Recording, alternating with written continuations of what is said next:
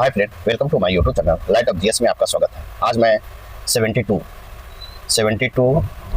BPSC का समान विज्ञान स्पेशल आपको साइंस का टॉपिक लेकर आया हूँ, आपको अरिहंत की बुक से। तो चलिए देखते हैं समान विज्ञान अरिहंत की बुक से सेट नंबर 1 सब्जेक्ट वाइज। आज हम देखेंगे महत्वपूर्ण प्रश्न। साथ ही मेरे वीडियो को लाइक कीजिए, शेयर कीजिए। आप चैनल को सब्सक्राइब नहीं किए तो सब्सक्राइब कर ले। तो देखेंगे प्रश्न। हम फर्स्ट प्रश्न है, निम्नलिखित में से कौन सा जड़त्व की अवधारणा की सबसे अच्छी व्याख्या करता है? कौन सा जड़त्व की अवधारणा की सबसे अच्छा व्याख्या करता है? तो कौन करता है आपको? तो किसी पिंड की अपनी विश्राम अवस्था या गति की अवस्था में किसी भी परिवर्तन का विरोध करने की प्रवृत्ति को। इस प्रकार राइट आंसर आपका बी होगा। कहता है जड़त्व पदार्थ का वह अंतर्हीन गुण है जिसके कारण पिंड अपनी विश्राम अवस्था या एक सीधी रेखा के समान गति की अवस्था में किसी भी परिवर्तन का विरोध करता है। इस प्रकार राइट आंसर आपका बी होगा। प्रश्न संख्या 2 देखेंगे। कहता जब कोई बस अचानक आगे बढ़ने लगता है, यात्री पीछे की ओर झुक जाते हैं, ऐसा किसके कारण होता है? ऐसा किसके कारण होता है? तो आपको विराम का जड़त्व के कारण होता है। इस प्रकार राइट आंसर सी होगा। जब कोई बस अचानक आगे बढ़ने लगती है तो यात्री पीछे की ओर झुक जाता है। यह घटना न्यूटन के गति के पहले नियम माने जड़त्व के नियम पर आधारित है। इस प्रकार राइट आंसर आपका सी होगा। प्रश्न संख्या 3 है, निम्नलिखित में कौन सा राशि द्रव्यमान और वेग दोनों पर निर्भर करती है? निम्नलिखित में कौन सी राशि द्रव्यमान और वेग दोनों पर निर्भर करती है? तो कौन पर करता है? तो संवेग करता है। इस प्रकार राइट आंसर सी होगा। संवेग P = mv, द्रव्यमान और वेग गुणनफल होता है, इसलिए यह दोनों पर निर्भर करता है। इस प्रकार राइट आंसर सी होगा। प्रश्न संख्या 4 देखेंगे। खुरदरी सतह पर लुढ़कती हुई गेंद धीरे धीरे किसके कारण विश्राम अवस्था में आ जाती है? किसके कारण विश्राम अवस्था में आ जाती है? तो आपको घर्षण बल के कारण आ जाती है। इस प्रकार राइट आंसर सी होगा। खुरदरी सतह पर लुढ़कती गेंद धीरे धीरे संघर्ष बल के कारण रुक जाती है। घर्षण बल हमेशा गति के विपरीत दिशा में कार्य करता है या ऋणात्मक कार्य करता है, जिसमें गतिज ऊर्जा उष्मा के रूप में नष्ट हो जाती है और गेंद रुक जाती है। इस प्रकार राइट आंसर सी होगा। नेक्स्ट प्रश्न संख्या 5 है। घर्षण के बारे में निम्नलिखित में से कौन सा कथन सही है? कहता है घर्षण के बारे में निम्नलिखित में से कौन सा कथन सही है? तो स्नेहक द्वारा घर्षण को कम किया जा सकता है। इस प्रकार राइट आंसर आपका सी सही होगा। स्नेहक द्वारा घर्षण को कम किया जा सकता है। इस प्रकार राइट आंसर सी होगा। प्रश्न संख्या 6 देखेंगे। किसी पत्थर को डोरी में बांधकर वृत्ताकार पथ पर घुमाने के लिए आवश्यक बल क्या कहलाता है? तो आवश्यक बल क्या कहलाता है? तो आपको अभिकेंद्र बल कहलाता है। इस प्रकार राइट आंसर आपका डी होगा। कहता वह बल जो पत्थर को वृत्ताकार पथ पर बनाए रखता है वह अभिकेंद्रीय बल कहलाता है। इस प्रकार राइट आंसर आपका डी होगा। नेक्स्ट प्रश्न संख्या 7 देखेंगे। किसी वस्तु का भार किस पर निर्भर करता है? किसी वस्तु का भार किस पर निर्भर करता है? तो आपको ए और सी। ए में है वस्तु के द्रव्यमान पर और सी में गुरुत्वीय त्वरण पर निर्भर करता है। इस प्रकार राइट आंसर आपका डी होगा। कहता किसी वस्तु का भार द्रव्यमान और गुरुत्वीय त्वरण दोनों पर निर्भर करता है। इस प्रकार राइट आंसर आपका डी होगा। नेक्स्ट प्रश्न संख्या 8 है। किसी पिंड का एक समान गति में कहा जाता है? किसी पिंड का एक समान गति में कहा जाता है यदि वह है। तो यदि वह है क्या है? तो समय के समान अंतराल में समान दूरी तय करता है। समय के समान अंतराल में समान दूरी तय करता है। इस प्रकार राइट आंसर सी होगा। कहता है कि एक पिंड एक समान गति में तब कहा जाता है जब वह समय के समान अंतराल समान दूरी तय करता है। इसका अर्थ है कि यह सीधी रेखा में स्थिर चाप में इसमें कोई त्वरण शामिल नहीं होता, क्योंकि वेग और परिणाम और दिशा स्थिर होता है। वृत्ताकार गति में दिशा बदलती रहती, इसलिए त्वरित गति होता है। इस प्रकार राइट आंसर आपका भी होगा। नेक्स्ट प्रश्न संख्या 9 है। निम्नलिखित में से कौन सी स्थिति न्यूटन के गति के तीसरे नियम की सबसे अच्छा व्याख्या करता है? सबसे अच्छा व्याख्या करता है तो आपको बंदूक की पीछे हटना, बंदूक का पीछे हटना। इस प्रकार राइट आंसर सी होगा। न्यूटन के गति के तीसरे नियम का सबसे अच्छा उदाहरण बंदूक के पीछे हटना है। इस प्रकार राइट आंसर सी होगा। प्रश्न संख्या 3 है। मशीनों के बॉल बेरिंग का उपयोग क्यों किया जाता है? मशीनों में बॉल बेरिंग का उपयोग क्यों किया जाता है? तो क्यों किया जाता है? तो सर्पी घर्षण को लोटनी घर्षण में बदलकर घर्षण कम करने के लिए। सर्पी घर्षण को लोटनी घर्षण में बदलकर घर्षण कम करने के लिए किया जाता है। इस प्रकार राइट आंसर आपका बी होगा। कहता है कि आपको मशीनों में बॉल बेरिंग का उपयोग सर्पी घर्षण को लोटनी घर्षण में बदलकर घर्षण कम करने के लिए किया जाता है। इस प्रकार राइट आंसर आपका बी होगा। नेक्स्ट प्रश्न संख्या 11 देखेंगे। प्रश्न संख्या अभी 11 है। अभिकथन ए है। कार्य तब कहा जाता है जब किसी पिंड पर लगने वाला बल की दिशा में विस्थापन उत्पन्न करता है। कारण आर में है।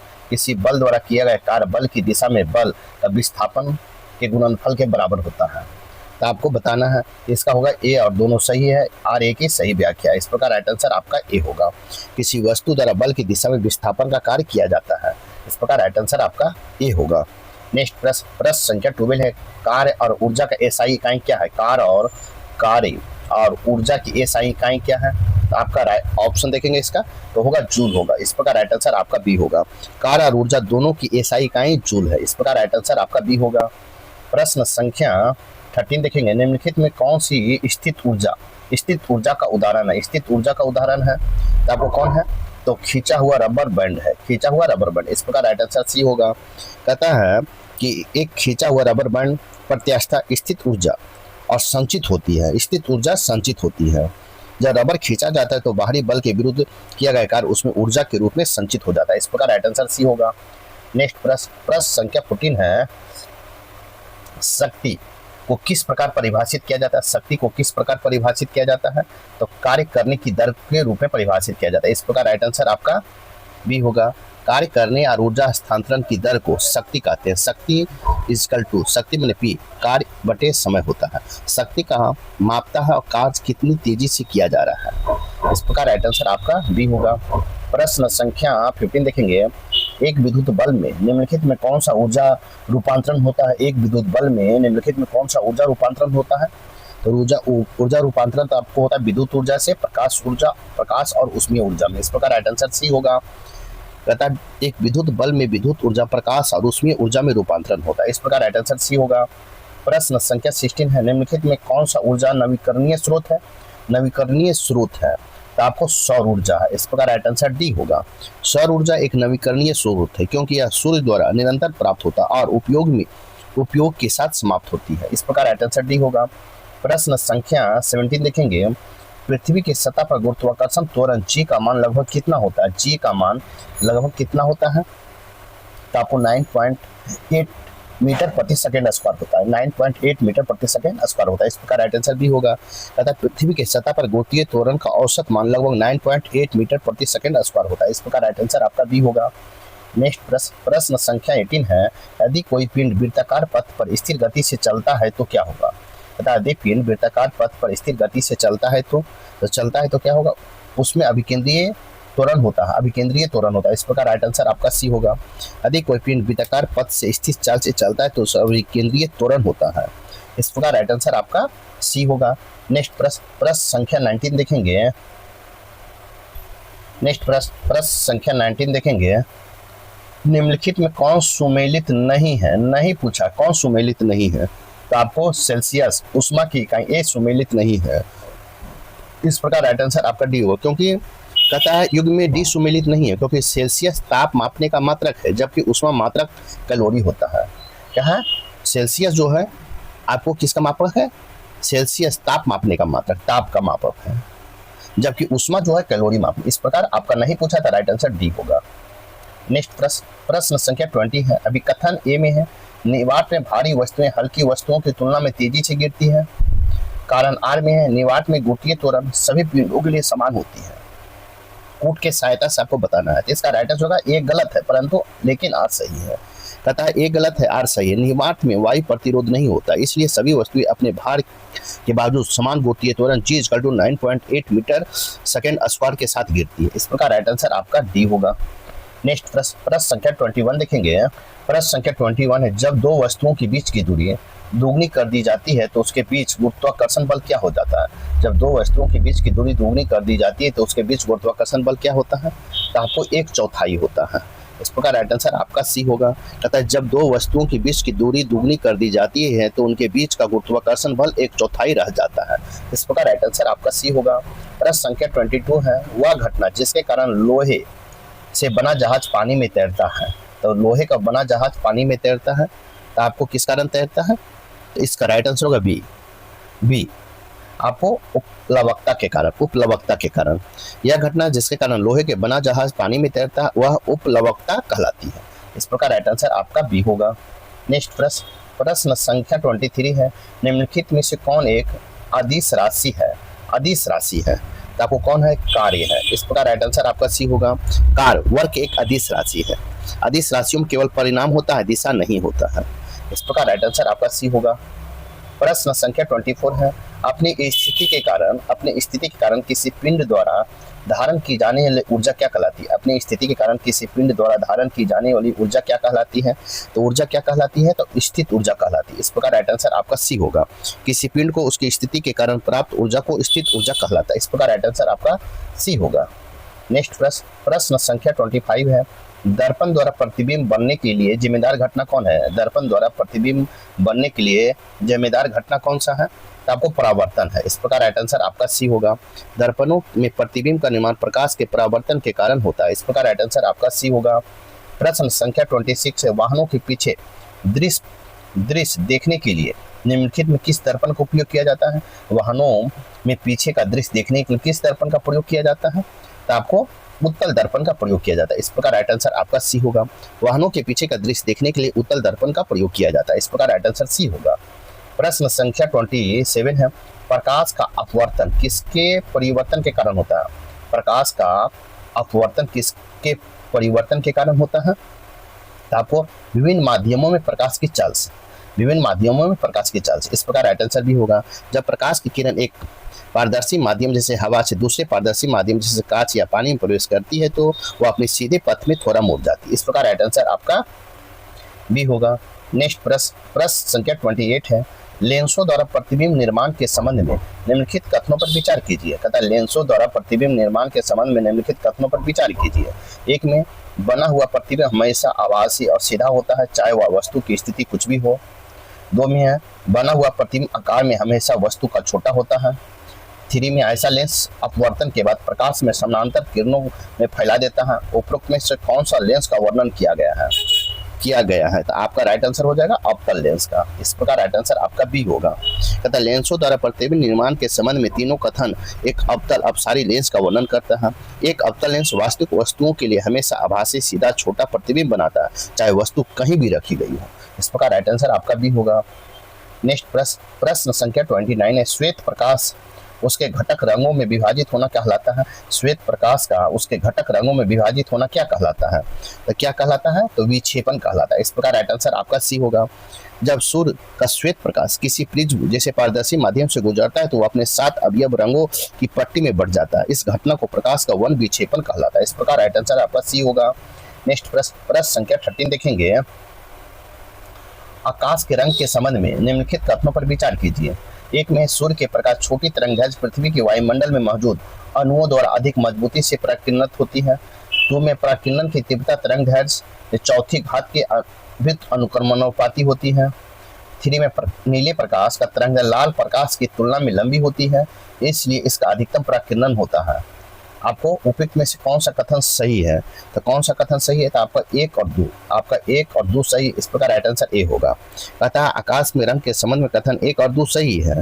रेल पराकिरण के अनुसार वायु और अणुओं द्वारा छोटी तरंगदैर्घ्य जैसे नीला और बैंगनी बहुत अधिक मजबूती से पराकिरणित होती है। इस कारण दिन के समय आकाश नीला दिखाई देता है। पराकिरणित की तीव्रता रेल के नियम पालन करती है। तरंगदैर्घ्य की चौथी घात के वृत्त अनुक्रमणानुपाती होती है। इसे नीला प्रकाश लाल प्रकाश की तुलना में 10 गुना अधिक पराकिरणित होती है। इस प्रकार राइट आंसर आपका ए होगा। नेक्स्ट प्रश्न संख्या 31 देखेंगे। प्रश्न संख्या 31 है, उत्तल लेंस का उपयोग करके किस दृष्टि दोष को ठीक किया जाता है? उत्तल लेंस का उपयोग करके किस दृष्टि दोष को ठीक किया जाता है? तो किया जाता है तो आपको किसका किया जाता है? मायोपिया, निकट दृष्टि दोष को। इस प्रकार राइट आंसर सी होगा। अवतल अपसारी लेंस का उपयोग करके मायोपिया निकट दृष्टि दोष को ठीक किया जाता है। इस प्रकार राइट आंसर आपका सी होगा।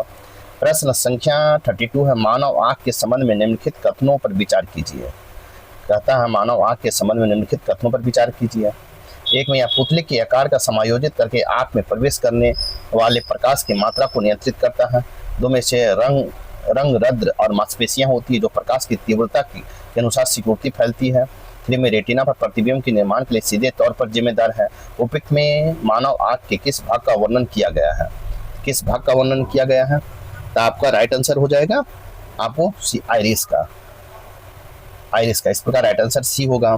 कहता है आइरिस मानव आंख का वह भाग है जिसका वर्णन तीनों कथनों में किया गया है। आइरिस एक रंगीन पेशीय डायफ्राम है जो पुतली के आकार को नियंत्रित करता है। प्रकाश को विनियमित करने के लिए पुतली का व्यास समायोजित करता है। तेज रोशनी में सिकुड़ता है और मंद रोशनी में फैलता है। इस प्रकार राइट आंसर आपका सी होगा। नेक्स्ट प्रश्न संख्या 33 देखेंगे। 33 है, विद्युत धारा को किसके प्रवाह के रूप में परिभाषित किया जाता है? विद्युत धारा को किसके प्रवाह के रूप में परिभाषित किया जाता है? इसका राइट आंसर हो जाएगा आपको आवेश का। इस प्रकार राइट आंसर आपका बी होगा।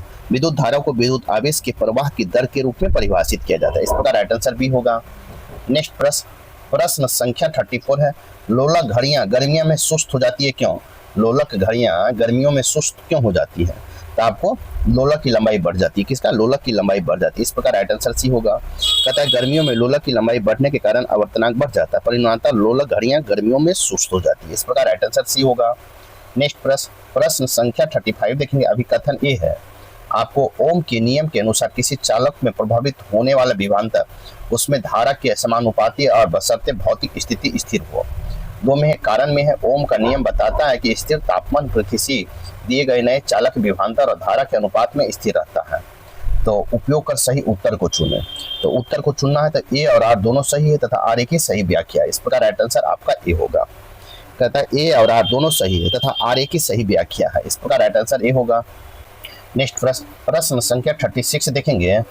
अत्यधिक धारा के कारण होने वाले नुकसान को रोकने के लिए निम्नलिखित में किस उपकरण का प्रयोग किया जाता है? अत्यधिक धारा के कारण होने वाले नुकसान को रोकने के किस उपकरण का प्रयोग किया जाता है? तो उपकरण का प्रयोग किया जाता है तब फ्यूज का किया जाता है। इस प्रकार राइट आंसर आपका सी होगा। कहता है अत्यधिक धारा के कारण होने वाले नुकसान को रोकने के लिए फ्यूज का उपयोग किया जाता है। इस प्रकार राइट आंसर आपका सी होगा। नेक्स्ट प्रश्न संख्या 37 देखेंगे। विद्युत धारा के संबंध में निम्नलिखित कथनों पर विचार करें। आपको एक में धात्विक चालकों में विद्युत धारा की पारंपरिक दिशा इलेक्ट्रॉन प्रवाह की दिशा के विपरीत होती है। दो में विद्युत धारा की दिशा उस दिशा के रूप में परिभाषित किया गया है जिसमें धनावेश गति करेंगे। 3 में धात्विक चालकों में विद्युत धारा मुख्य रूप से मुक्त इलेक्ट्रॉनों की गति के कारण होती है। कौन सा कथन सही है? तो कौन सा कथन आपका सही है? इसका राइट आंसर 1, 2 और 3 तीनों सही है। 1, 2 और 3 सही है। इस प्रकार राइट आंसर आपका डी होगा। तथा विद्युत धारा के संबंध में तीनों कथन सही है। पारंपरिक धारा धनात्मक से ऋणात्मक टर्मिनल की ओर प्रभावित होती है। धातुओं की वास्तविक इलेक्ट्रॉन प्रवाह के विपरीत जो ऋणात्मक से धनात्मक की ओर होती है। ऐतिहासिक परंपरा बेंजामिन फ्रैंकलिन के अनुसार धारा की दिशा वह दिशा है जिसमें धनावेश प्रभावित होता है। धातुओं के मुक्त इलेक्ट्रॉन ऋणात्मक आवेश धारा ले जाती है लेकिन दिशा उसकी गति के विपरीत मानी जाती है। इस प्रकार राइट आंसर आपका डी होगा। नेक्स्ट प्रश्न संख्या 38 देखेंगे। 38 है, धारावाही चालक के चारों ओर चुंबकीय क्षेत्र की दिशा निर्धारित करने के लिए निम्नलिखित में किसका उपयोग किया जाता है? धारावाही चालक के चारों ओर चुंबकीय क्षेत्र की दिशा को निर्धारित करने के लिए निम्नलिखित किसका उपयोग किया जाता है?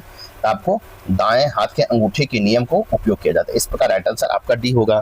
धारावाही चालक के चारों ओर चुंबकीय क्षेत्र की दिशा निर्धारित करने के लिए दाएं हाथ के अंगूठे के नियम का उपयोग किया जाता है। इस प्रकार राइट आंसर डी होगा। प्रश्न संख्या 39 है, एक विद्युत चुंबक एक अस्थायी चुंबक से भिन्न होता है क्यों? एक विद्युत चुंबक एक अस्थायी चुंबक से भिन्न क्यों होता है? तो आपको इसके चुंबक को चालू और बंद किया जा सकता है। इसके चुंबक को चालू और बंद किया जा सकता है, इस प्रकार भिन्न होता है। इस प्रकार राइट आंसर बी होगा। कहता है कि एक विद्युत चुंबक एक अस्थायी चुंबक से भिन्न होता है क्योंकि इसमें चुंबक के चालू और बंद किया जा सकता है। इस प्रकार राइट आंसर आपका बी होगा। नेक्स्ट प्रश्न संख्या 14 देखेंगे। विद्युत शक्ति के परेषण के संबंध में निम्नलिखित कथनों पर विचार कीजिए। आपको एक में है, शक्ति की दी गई मात्रा के लिए वोल्टेज बढ़ाने से धारा की कमी आती है। 2 में है, परेषण लाइनों में शक्ति की हानि धारा के वर्ग के समानुपाती होती है। 3 में है, उच्च वोल्टेज परेषण के परिणाम स्वरूप चालकों को अधिक गर्म होनी चाहिए। उपयुक्त में कौन सही है? उपयुक्त में कौन सही है? तो आपको 1 और 2 सही है। इस प्रकार राइट आंसर आपका ए होगा। 1 और 2 सही, इस प्रकार राइट आंसर ए होगा। तथा विद्युत शक्ति के परेषण के संबंध में कथन 1 और 2 सही है। शक्ति का सूत्र P = VI होता है। एक निश्चित शक्ति के लिए यदि वोल्टेज बढ़ाया जाता है तो धारा कम हो जाती है। इसी कारण लंबी दूरी तक बिजली भेजने के लिए उस वोल्टेज का उपयोग किया जाता है। इस प्रकार राइट आंसर आपका ए होगा। नेक्स्ट प्रश्न संख्या 41 देखेंगे। 41 है, निम्नलिखित में से कौन एक भौतिक परिवर्तन है? भौतिक परिवर्तन है आपको बर्फ का पिघलना भौतिक परिवर्तन। इस प्रकार राइट आंसर सी होगा। तथा बर्फ का पिघलना एक भौतिक परिवर्तन है। इस प्रक्रिया में पानी की आश्वस्त केवल ठोस के दर में बदलती है, कोई नए पदार्थ नहीं बनता। इस प्रकार राइट आंसर आपका सी होगा। प्रश्न संख्या 42 है, शीतकाल में जब झील की ऊपरी सतह पर पानी बर्फ में बदल जाता है, फिर जलीय जंतु जीवित रहते हैं क्यों? तो जलीय जीव तथा शीतकाल में जब झील ऊपरी सतह पर पानी बर्फ में बदल जाता है फिर भी जलीय जीव जलीय जंतु जीवित रहते हैं क्यों? तो क्यों जीवित रहते हैं? तो आपको पानी का घनत्व 4 डिग्री सेंटीग्रेड पर अधिक होता है, जिसमें बर्फ की ऊपरी सतह के नीचे पानी रहता है। इस प्रकार राइट आंसर आपका डी होगा। कहता है शीतकाल में झील की ऊपरी परत 0 डिग्री सेंटीग्रेड तक ठंड होने से बर्फ जम जाती है, परंतु नीचे का जल 4 डिग्री सेंटीग्रेड पर द्रव अवस्था में रहता है। इससे झील या तालाबों में बर्फ के नीचे 4 डिग्री सेंटीग्रेड पर पानी रहता है, जिसमें मछलियां और अन्य जलीय जीव जीवित रहते हैं। इस प्रकार राइट आंसर आपका डी होगा। नेक्स्ट भी देखेंगे, पदार्थ की अवस्थाओं के संबंध में निम्नलिखित कथनों पर विचार कीजिए। पदार्थ की अवस्थाओं, एक में है कण आपस में सटे होते हैं लेकिन एक दूसरे के ऊपर सरक सकते हैं। 2 में है पदार्थ की आयतन निश्चित होता है लेकिन वो अपने पात्र का आकार ले लेती है। 3 में है अंतर आणविक बल ठोस तुलना में कमजोर लेकिन गैस की तुलना में अधिक मजबूत होते हैं। उपयुक्त में से किस अवस्था में सबसे अच्छा वर्णन किया गया है? तो किया गया है अच्छा वर्णन तो आपको किया गया है तो बी, द्रव के रूप में किया। इस प्रकार राइट आंसर बी होगा। तीनों अवस्था में वर्णन किया। द्रव के कण एक दूसरे के करीब होते हैं लेकिन ठोस के विपरीत गति करने और सरकने के सक्षम होते हैं। द्रव के आयतन निश्चित होता है क्योंकि कणों को अधिक संपीड़ित नहीं किया जा सकता, वे पात्र का आकार का ग्रहण करता है। द्रव में अंतर आणविक बल, मध्यवर्ती बल, ठोस मजबूत बलों जो कणों में स्थिर से होते हैं कमजोर लेकिन बहुत कमजोर बलों के साथ मजबूत होते हैं। इस प्रकार राइट आंसर आपका बी होगा। नेक्स्ट पदार्थ का 44 है, वह प्रक्रिया जिसके द्वारा ठोस सीधे गैस में बदल जाती कहलाती है। ठोस सीधे गैस में बदल जाती है क्या कहलाती है? तो आपको क्या कहलाती है? तो आपको ऊर्ध्वपातन कहलाती है। इस प्रकार राइट आंसर सी होगा। कहता है ठोस सीधे गैस में वाष्प में बदलना ऊर्ध्वपातन कहलाता है। इस प्रकार राइट आंसर आपका सी होगा। प्रश्न संख्या 45 देखेंगे। कहता है सूची 1 और सूची 2 दिया है। सूची 1 में पद है और सूची 2 में विवरण है, आपको मिलान करना है। तो मिलान करना है तो देखेंगे परमाणु, एटम, तो इसका हो जाएगा आपको 3 होगा। तत्व की सबसे छोटी इकाई जो उसके रासायनिक गुणों को बनाए रखती है।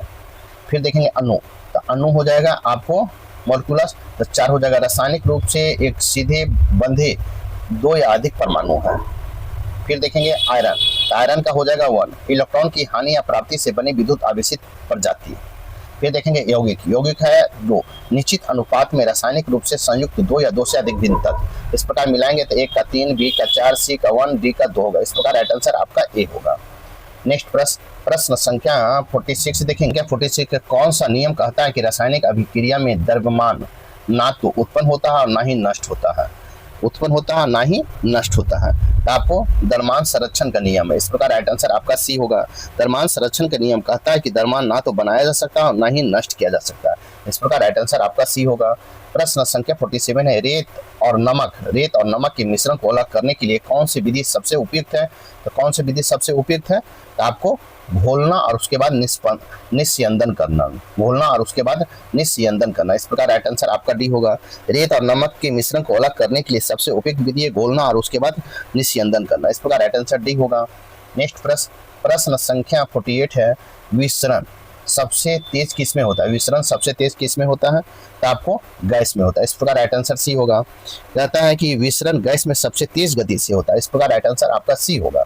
नेक्स्ट प्रश्न संख्या 49 देखेंगे। 49 निम्नलिखित में किसमें कणों की गतिज ऊर्जा सबसे अधिक होती है? गतिज ऊर्जा सबसे अधिक होती है तो आपको गैस में होती है। इस प्रकार राइट आंसर सी होगा। गैसों में कणों की गतिज ऊर्जा सर्वाधिक होती है। इस प्रकार राइट आंसर सी होगा। नेक्स्ट प्रश्न संख्या 15 निम्नलिखित कथनों पर विचार करें। एक कथन 1 में ऊंचाई वाले स्थानों में भोजन पकाने के लिए उसमें नमक मिलाया जाता है। कथन आर में ऊंचाई वाले स्थानों में तापमान कम होते हैं। कूट की सहायता से आपको बताना है। तो कूट की सहायता से ए असत्य है लेकिन आर सत्य है। इस प्रकार राइट आंसर आपका डी होगा। कहता है ए और आर दोनों सत्य है लेकिन आर ए की सही व्याख्या नहीं है। इस प्रकार राइट आंसर आपका डी होगा। नेक्स्ट प्रश्न संख्या 51 है, निम्नलिखित में कौन सा युग्म किसी पदार्थ और समान परिस्थितियों में उसमें होने वाले अवस्था परिवर्तन को सही रूप से निरूपित करता है? तो निरूपित करता है कौन आपको? तो आयोडीन, वाष्प, ऊर्ध्वपातन। इस प्रकार राइट आंसर आपका बी होगा। कहता है आयोडीन समान परिस्थितियों में ऊर्ध्वपातन से गुजरता है। ऊर्ध्वपातन ठोस से सीधे वाष्प में परिवर्तन की प्रक्रिया है जिसमें पदार्थ द्रव अवस्था में नहीं आता है। बर्फ से पानी बनना हिमांक कहलाता है और भाप से पानी बनना संघनन कहलाता है। इस प्रकार राइट आंसर आपका बी होगा। नेक्स्ट प्रश्न संख्या 52 देखेंगे। साथ मेरे वीडियो को लाइक कीजिए, शेयर कीजिए और चैनल को सब्सक्राइब नहीं किए हैं तो सब्सक्राइब कर लें। आप देख रहे हैं 72 बीपीएससी के लिए साइंस टॉपिक से महत्वपूर्ण प्रश्न अरिहंत बुक से। तो देखेंगे 52 प्रश्न संख्या हम 52 देखेंगे। वाष्पीकरण के कारण शीतलन होता है क्योंकि? वाष्पीकरण के कारण शीतलन होता है क्योंकि? तो आपको उच्च ऊर्जा वाले कण निकल जाते हैं, उच्च ऊर्जा वाले कण निकल जाते हैं इसके कारण। इस प्रकार राइट आंसर सी होगा। वाष्पीकरण के कारण शीतलन होता है क्योंकि उच्च ऊर्जा वाले कण निकल जाते हैं। इस प्रकार राइट आंसर आपका सी होगा। नेक्स्ट प्रश्न संख्या 53 है, किसी द्रव का क्वथनांक निर्भर करता है, किसी द्रव का क्वथनांक निर्भर करता है तो आपको दाब पर निर्भर करता है। इस प्रकार राइट आंसर बी होगा। किसी द्रव का क्वथनांक दाब पर निर्भर करता है। क्वथनांक तब होता है जब द्रव का वाष्प दाब उसके आसपास के वायुमंडल दाब के बराबर हो जाता है। इस प्रकार राइट आंसर आपका बी होगा। प्रश्न संख्या 54 है, अम्ल और क्षार के संबंध में निम्नलिखित कथनों पर विचार कीजिए। एक में पीएच स्केल 0 से 14 तक होता है। 2 में कम पीएच मान प्रबल अम्ल का संकेत देता है। 3 में सभी अम्ल प्रबल विद्युत अपघट होते हैं। उपयुक्त में से कौन सा कथन सही है? तो कौन सा कथन सही है? तो आपको 1 और 2 सही है। 1 और 2 सही है क्योंकि पीएच स्केल 0 से 14 तक होता है, जहाँ 7 उदासीन और 7 के नीचे अम्लीय और 7 के ऊपर क्षारीय होता है। इस प्रकार राइट आंसर आपका ए होगा। नेक्स्ट प्रश्न संख्या 55 देखेंगे। पुराने मॉडल के रेफ्रिजरेटर में किस गैस का शीतलन के रूप में किया जाता है? पुराने मॉडल के रेफ्रिजरेटर में किस गैस का उपयोग शीतलक के रूप में किया जाता है? तो किस रूप में किया जाता है आपको? तो अमोनिया को किया जाता है। इस प्रकार राइट आंसर सी होगा तथा पुराने रेफ्रिजरेटर मॉडल में अमोनिया का उपयोग शीतलक के रूप में किया जाता था। इस प्रकार राइट आंसर आपका सी होगा। नेक्स्ट प्रश्न संख्या 56 देखेंगे। तथा निम्नलिखित कथनों पर विचार कीजिए। 1 में अभिकथन ए में किसी पदार्थ की अवस्था परिवर्तन के दौरान तापमान में बिना किसी परिवर्तन के ऊष्मा अवशोषित या मुक्त होती है। 2 में कारण आर में आपूर्ति में की गई ऊष्मा का उपयोग गतिज ऊर्जा बढ़ाने के बजाय अंतर आणविक बलों को तोड़ने या बनाने के लिए किया जाता है। आपको सही उत्तर को चुनना है। तो सही उत्तर को चुनना है तो इसका होगा ए और दोनों सही है, आर ए की सही व्याख्या। इस प्रकार राइट आंसर आपका ए होगा। आपका ए होगा तथा अभिकथन और कारण दोनों सही, आर ए की सही व्याख्या है। इस प्रकार राइट आंसर आपका ए होगा। नेक्स्ट प्रश्न संख्या 57 है। निम्नलिखित में कौन ऊष्मा का अच्छा चालक है? तथा ऊष्मा का अच्छा चालक कौन सा है? तो आपको तांबा है। इस प्रकार राइट आंसर डी होगा। तांबा ऊष्मा का एक अच्छा चालक है। तांबा जैसे धातुओं में मुक्त इलेक्ट्रॉन होते हैं जो चालन के माध्यम से ऊष्मा ऊर्जा को तेजी से हस्तांतरित करते हैं। इस प्रकार राइट आंसर आपका डी होगा। नेक्स्ट प्रश्न संख्या 58 है। स्टेम सेल का उपयोग करके निम्नलिखित में किसका इलाज किया जाता है? स्टेम सेल का उपयोग करके निम्नलिखित में किसका इलाज किया जाता है? तो इलाज किया जाता है किसका आपको? ये तो सभी का, अल्जाइमर का, पार्किंसंस रोग का, मधुमेह का। इस प्रकार राइट आंसर आपका डी होगा। कहता है स्तंभ कोशिका स्टेम सेल के उपयोग द्वारा अल्जाइमर, पार्किंसन, मधुमेह जैसी बीमारियों का इलाज किया जा सकेगा। इसके साथ ही इन कोशिकाओं से विकसित ऊतक के माध्यम से कॉर्निया का प्रत्यारोपण सुगमता पूर्वक किया जा सकेगा। इस प्रकार राइट आंसर डी होगा। नेक्स्ट प्रश्न संख्या 59। थर्मामीटर किस सिद्धांत पर कार्य करता है? थर्मामीटर किस सिद्धांत पर कार्य करता है? आपको किस पर करता है? प्रसार पर। इस प्रकार राइट आंसर आपका बी होगा। थर्मामीटर मुख्य रूप से द्रवों के तापीय प्रसार के सिद्धांत पर कार्य करता है। जब थर्मामीटर का बल्ब किसी गर्म वस्तु के संपर्क में आता है तो उसके अंदर भरा द्रव आमतौर पर पारा या अल्कोहल ऊष्मा अवशोषित करता है। इस प्रकार राइट आंसर आपका बी होगा। नेक्स्ट प्रश्न संख्या 16 है। इलेक्ट्रिक प्रेस में इंसुलेटर के रूप में किस सामग्री का उपयोग किया जाता है? इलेक्ट्रिक प्रेस में इंसुलेटर के रूप में किस सामग्री का उपयोग किया जाता है? तो किस सामग्री का उपयोग किया जाता है? तो प्लास्टिक का किया जाता है। इस प्रकार राइट आंसर सी होगा तथा इलेक्ट्रिक प्रेस में इंसुलेटर को चालक के रूप में प्लास्टिक का उपयोग किया जाता है। इस प्रकार राइट आंसर आपका सी होगा। प्रश्न संख्या 61 है। 2 समान धातुओं के गोलों को एक ही तापमान पर गर्म किया जाता है। एक को पानी में, दूसरे को समान द्रव्यमान और प्रारंभिक तापमान वाले तेल में रखा जाता है। निम्नलिखित में कौन सा सही होगा? निम्नलिखित में कौन सा सही होगा? तो हो जाएगा तेल के तापमान में अधिक वृद्धि होगा। इस प्रकार राइट आंसर आपका सी होगा। कहता है जब 2 समान धातुओं के गोलों को एक ही तापमान पर गर्म किया जाता है, उसके बाद एक को पानी और दूसरे को समान द्रव्यमान पर प्रारंभिक तापमान वाले तेल में रखा जाता है तो तेल के तापमान में अधिक वृद्धि होगा। इस प्रकार राइट आंसर आपका सी होगा। नेक्स्ट प्रश्न संख्या 62 देखेंगे। प्रश्न संख्या 62 है। जब 0 डिग्री सेंटीग्रेड पर बर्फ पिघलकर 0 डिग्री सेंटीग्रेड पानी बनता है तो ऊष्मा अवशोषित करती है। इस ऊष्मा का उपयोग किया जाता है। कहता है जब 0 डिग्री सेंटीग्रेड पर बर्फ पिघलकर 0 डिग्री सेंटीग्रेड पर पानी बनाती है तो वह ऊष्मा अवशोषित करती है। ऊष्मा अवशोषित करती है। इस ऊष्मा का उपयोग किया जाता है तो आपको अंतर आणविक बंधों को तोड़ने के लिए किया जाता है। इस प्रकार राइट आंसर आपका सी होगा। जब 0 डिग्री सेंटीग्रेड पर बर्फ पिघलकर 0 डिग्री सेंटीग्रेड पर पानी में बदलती है तो अवशोषित की गई ऊष्मा को गलन को गुप्त ऊष्मा कहा जाता है। इस प्रकार राइट आंसर आपका सी होगा। नेक्स्ट प्रश्न संख्या 63 है। जब समान लंबाई की एक पीतल की छड़ और एक लोहे की छड़ को समान तापमान में वृद्धि तक गर्म किया जाता है तो निम्नलिखित में से कौन सही है? निम्नलिखित में से कौन सही है? तो आपको हो जाएगा पीतल लोहे को अधिक फैलाता है। इस प्रकार राइट आंसर आपका सी होगा। जब समान लंबाई की एक पीतल की छड़ और एक लोहे की छड़ के समान तापमान पर गर्म किया जाता है तो पीतल लोहे की तुलना में अधिक फैलता है। इस प्रकार राइट आंसर आपका सी होगा। नेक्स्ट प्रश्न संख्या 64 है। निम्नलिखित में किस पदार्थ की विशिष्ट ऊष्माधारिता सबसे अधिक है? विशिष्ट ऊष्माधारिता सबसे अधिक है तो पानी का है। इस प्रकार राइट आंसर आपका सी होगा। दिए गए विकल्पों में पानी की विशिष्ट ऊष्माधारिता सबसे अधिक है। इस प्रकार राइट आंसर आपका सी होगा। नेक्स्ट प्रश्न संख्या 65 देखेंगे। आपको अभिकथन ए में है कि रात के दौरान जमीन की पानी की तुलना में तेजी से ठंडी होती है।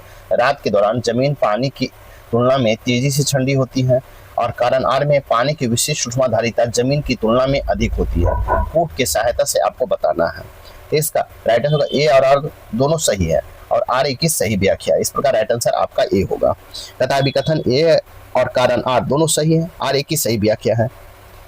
जमीन, मिट्टी, चट्टान की विशिष्ट ऊष्माधारिता पानी की तुलना में कम होती है।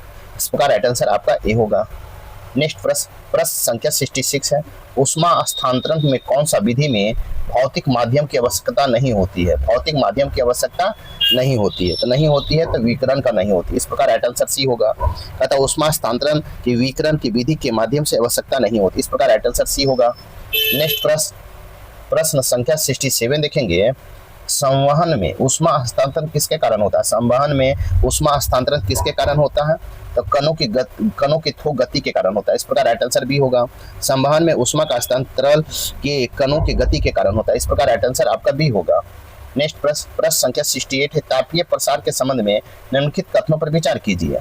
एक में गर्म करने पर ठोस फैलते हैं, दो में समान तापमान वृद्धि के लिए द्रव ठोस की तुलना में अधिक फैलते हैं और 3 में गर्म करने पर गैस नहीं फैलते। उपयुक्त में से कौन सा कथन सही है? तो आपको 1 और 2 आपका सही। इस प्रकार राइट आंसर ए होगा। तापीय प्रसार के संबंध में 1 और 2 सही है। तापीय प्रसार के नियम के अनुसार गर्म करने पर ठोस और द्रव दोनों फैलते हैं। इस प्रकार राइट आंसर आपका ए होगा। नेक्स्ट प्रश्न संख्या 69 है। धातुओं के संबंध में निम्नलिखित कथनों पर विचार कीजिए। 1 में धातुएं आमतौर पर क्षारीय ऑक्साइड बनाती हैं, 2 में सभी धातुएं कमरे के तापमान पर पानी के साथ अभिक्रिया करती है और 3 में धातुएं बिजली के सुचालक होती है। उपयुक्त में से कौन सा कथन आपका सही है? कहता है कौन सा कथन सही है, तो कौन सा कथन सही है आपको? तो इसका राइट आंसर होगा 1 और 3 आपका सही है।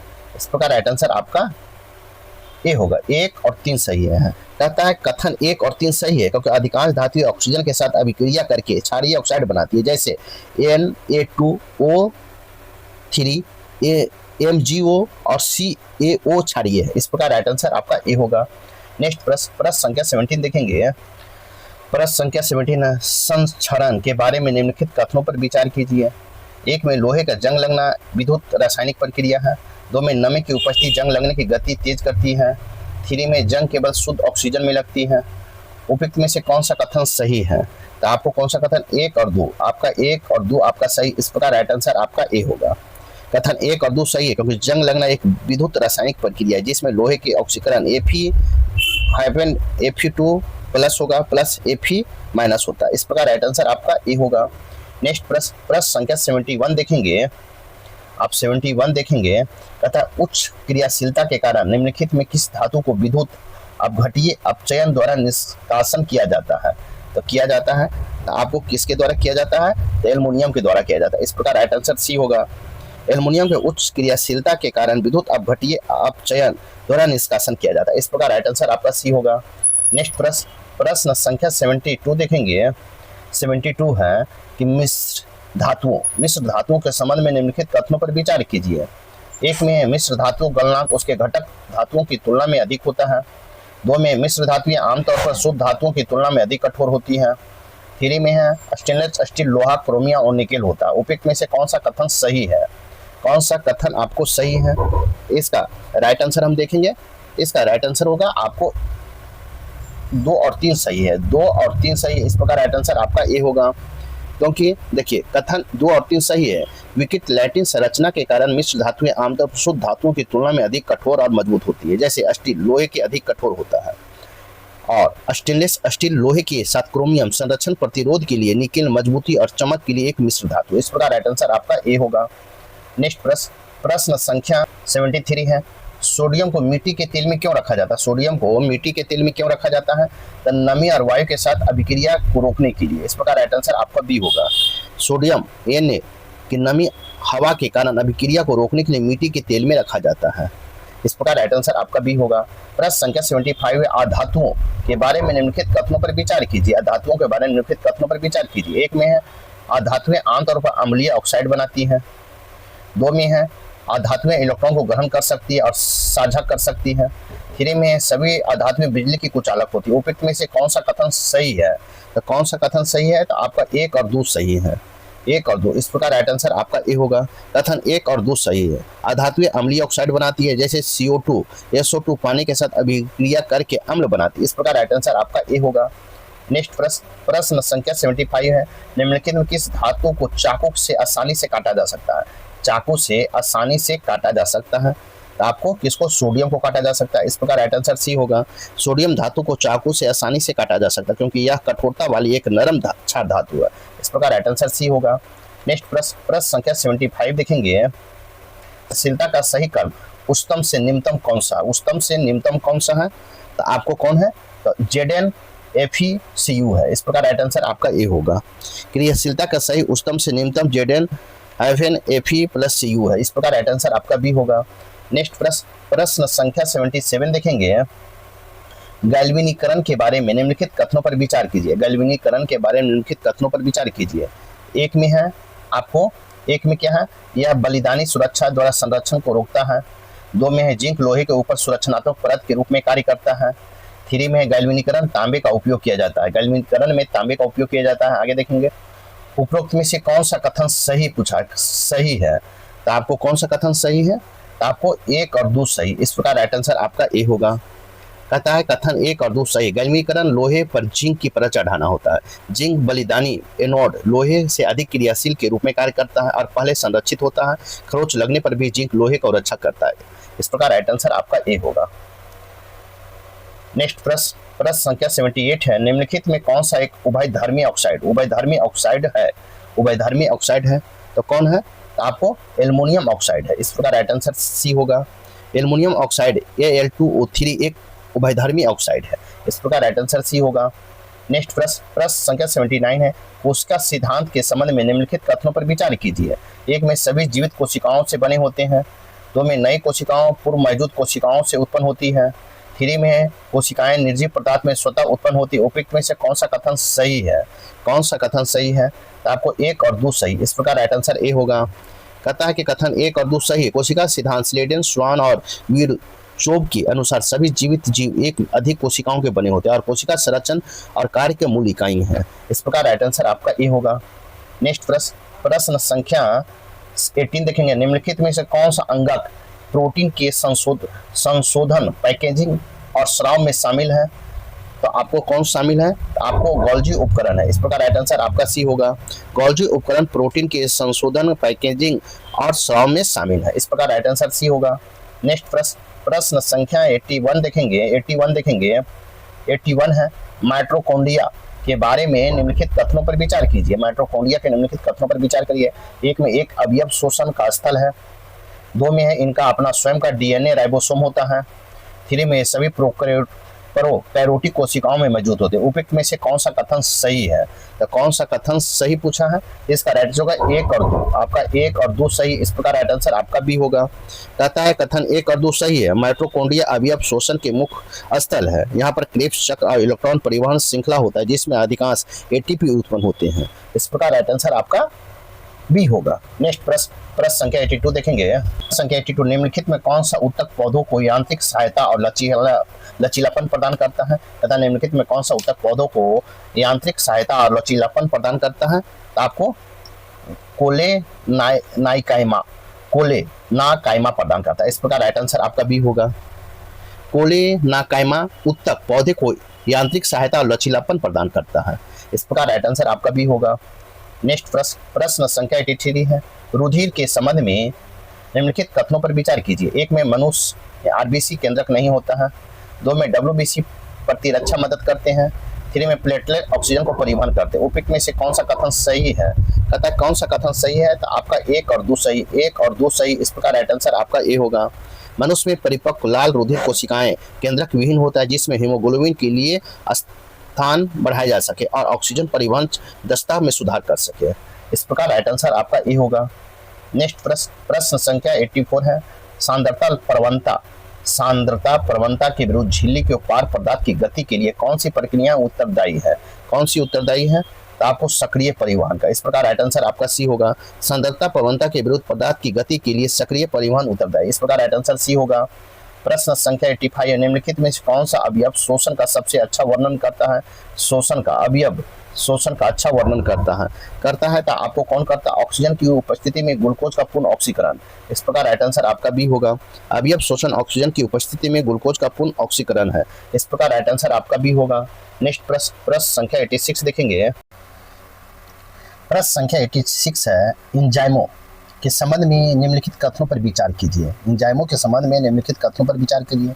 1 में एंजाइम जैविक उत्प्रेरक होते हैं। 2 में एंजाइम की सक्रियता तापमान और पीएच पर निर्भर करती है। 3 में अभिक्रियाओं के दौरान एंजाइमों का क्षय हो जाता है। उपरोक्त में से कौन सा कथन आपका सही है? अतः कौन सा कथन सही है? तो आपका 1 और 2, आपका 1 और 2, 1 और 2 आपका सही है। इस प्रकार राइट आंसर आपका ए होगा। तथा एंजाइम जैविक उत्प्रेरक है जो बिना स्वयं खर्च हुए अभिक्रियाओं को गति बढ़ाते हैं। इसकी सक्रियता विशिष्ट तापमान और पीएच पर निर्भर करती है। इसमें बदलाव होने पर इनका स्वरूप बदल जाता है या सक्रियता कम हो जाती है। इस प्रकार राइट आंसर आपका ए होगा। प्रश्न संख्या 87 है, छोटी आंत में अवशोषण के लिए सतह क्षेत्र को निम्नलिखित में से कौन सी संरचना बढ़ाती है? छोटी आंत में अवशोषण के लिए सतह क्षेत्र को निम्नलिखित में से कौन सा संरचना बढ़ाती है? तो बढ़ाती है आपको तो विली बढ़ाती है, विली। इस प्रकार राइट आंसर आपका सी होगा। छोटी आंत के अवशोषण के लिए सतह का क्षेत्र को विली बढ़ाती है। इस प्रकार राइट आंसर आपका सी होगा। नेक्स्ट प्रश्न संख्या 88 है, वृक्क की कार्यात्मक इकाई क्या है? वृक्क की कार्यात्मक इकाई क्या है? तो आपको नेफ्रॉन है, नेफ्रॉन। इस प्रकार राइट आंसर आपका भी होगा। मानव वृक्क की कार्यात्मक इकाई नेफ्रॉन है। इस प्रकार राइट आंसर आपका भी होगा। नेक्स्ट प्रश्न संख्या 89 है, आधारीय चयापचय दर के नियमन के लिए कौन सा हार्मोन जिम्मेदार है? आधारीय चयापचय दर के नियमन के लिए कौन सा हार्मोन जिम्मेदार है? तो कौन सा है? आपको इसका राइट आंसर हो जाएगा आपको बी, थायरॉक्सिन है, थायरॉक्सिन। इस प्रकार राइट आंसर भी होगा। आधारीय अपचय चयन की दर को नियमन के लिए थायरॉक्सिन हार्मोन उत्तरदायी है। थायरॉक्सिन T4 थायराइड ग्रंथि द्वारा स्रावित होता है। इस प्रकार राइट आंसर भी होगा। प्रश्न संख्या 19 है, वाष्पोत्सर्जन के संबंध में निम्नलिखित कथनों पर विचार कीजिए। 1 में यह रसारोहण में मदद करता है। 2 में पौधे की शीतलन प्रभाव उत्पन्न करता है। 4 में यह केवल रात के दौरान होता है। उपयुक्त में से कौन सा कथन सही है? पूछा कौन सा कथन सही है? तो इसका राइट आंसर 1 और 2, आपका 1 और 2 आपका सही। इस प्रकार राइट आंसर ए होगा। कहता है कथन 1 और 2 सही है। वाष्पोत्सर्जन पत्तियों में जलवाष्प की हानि एक खिंचाव पैदा करता है, जिसमें वाष्पोत्सर्जन खिंचाव कहते हैं, जो जाइलम के माध्यम से रसारोहण में सहायता करता है। पत्तियों में जल के वाष्पीकरण शीतलन प्रभाव पैदा करता है, जैसे मनुष्य और पसीना। इस प्रकार राइट आंसर आपका ए होगा। नेक्स्ट प्रश्न संख्या 91 है, मस्तिष्क का कौन सा भाग श्वसन और हृदय गति जैसे अनैच्छिक क्रियाओं को नियंत्रित करता है? मस्तिष्क का कौन सा भाग श्वसन और हृदय गति अनैच्छिक क्रियाओं को नियंत्रित करता है? तो कौन करता है? तो मेंडुला ऑब्लोगाट करता है। इस प्रकार राइट आंसर आपका सी होगा।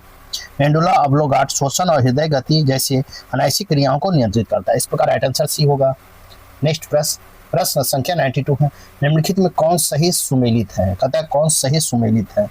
तो आपको टेंडर कांड्रा मांसपेशी से अस्थि आपका सही सुमेलित है। इस प्रकार राइट आंसर सी होगा।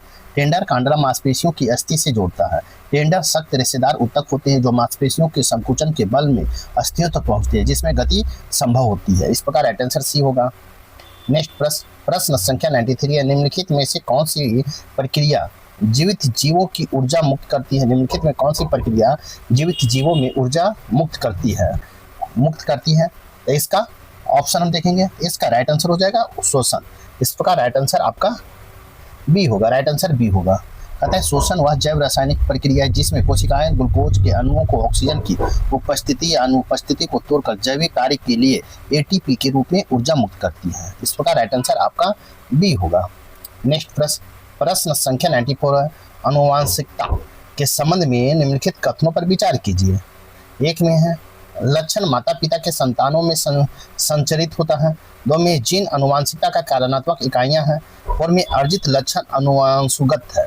उपयुक्त में से कौन सा कथन सही है? तो कौन सा कथन सही है? इसका राइट आंसर होगा एक और दो। आनुवंशिकता जीन के माध्यम से माता पिता संतानों के लक्षण का संरचना है। जीन डीएनए के खंड आनुवंशिकता की बुनियादी कार्यात्मक इकाई। इस प्रकार राइट आंसर आपका ए होगा। नेक्स्ट प्रश्न संख्या 95 है, ग्रेग मेडल ने अपने प्रयोग में किस पर किए थे? ग्रेग मेडल ने अपना प्रयोग किस पर किए थे? तो किस पर? आपको उद्यान मटर पर किए थे। इस प्रकार राइट आंसर भी होगा। ग्रेग मेडल ने अपना प्रयोग उद्यान मटर पर किए थे। उन्होंने इसलिए चुना क्योंकि इसके विपरीत लक्षण स्वपरागन, प्राकृति, छोटे जीवन चक्र और बड़ी संख्या में संतानें प्राप्त होती है। इस प्रकार राइट आंसर आपका बी होगा। नेक्स्ट प्रश्न संख्या 96 देखिए, मेंडल के मटर के पौधे के प्रयोग में निम्नलिखित में से कौन एक प्रभावी लक्षण है? मेंडल के मटर के पौधे के प्रयोग में निम्नलिखित में कौन एक प्रभावी लक्षण है? तो आपका लक्षण कौन सा है? तो आपको पीला बीज है। इस प्रकार राइट आंसर आपका सी होगा। आनुवांशिक पुनर्संयोजन जीवों की विभिन्नता के सबसे अच्छी व्याख्या करता है। असूत्रीय विभाजन के दौरान क्रॉसिंग ओवर और स्वतंत्र अपव्यूह के एलिन के लिए संयोजन बनाते हैं और इन संतानों की आनुवांशिक विविधता पैदा करता है। इस प्रकार राइट आंसर आपका सी होगा। नेक्स्ट प्रश्न संख्या 97 है, गुणसूत्रों के संबंध में निम्नलिखित कथनों पर विचार कीजिए। एक में ये डीएनए और प्रोटीन के बने होते हैं। दो में एक कोशिका विभाजन के दौरान दिखाई देते हैं। तीन में केवल जनन कोशिका में मौजूद होते हैं। उपरोक्त में से कौन सही है? कहता है कौन सही है? तो आपके ऑप्शन देखेंगे, इसका राइट है 1 और 2। आपका 1 और 2 आपका सही है। इस प्रकार राइट आंसर आपका ए होगा। कहता है कथन 1 और 2 सही है क्योंकि गुणसूत्र डीएनए और हिस्टोन प्रोटीन के बने होते हैं। ये केवल कोशिका विभाजन समसूत्री और सूत्री के दौरान ही संघनित होकर सूक्ष्मदर्शी के नीचे दिखाई देते हैं। इस प्रकार राइट आंसर आपका ए होगा। प्रश्न संख्या 98 है। प्रश्न संख्या 98 देखेंगे, निम्नलिखित में कौन सा जीवों में विभिन्नता में सबसे अच्छी व्याख्या करता है? निम्नलिखित में कौन जीवों में विभिन्नता में सबसे अच्छी व्याख्या करता है? तो कौन करता है? तो आपको आनुवांशिक पुनर्संयोजन करता है। इस प्रकार राइट आंसर आपका सी होगा। आनुवांशिक पुनर्संयोजन जीवों की विभिन्नता का सबसे अच्छा व्याख्या करता है। इस प्रकार राइट आंसर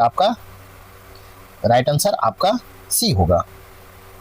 नेक्स्ट प्रश्न संख्या 99, निम्नलिखित में कौन सा मेंडलियन अनुपात नहीं है? मेंडलियन अनुपात नहीं है तो कौन नहीं है? तो आपको कौन नहीं है? तो राइट आंसर होगा 2:1 नहीं है। इस प्रकार राइट आंसर डी होगा।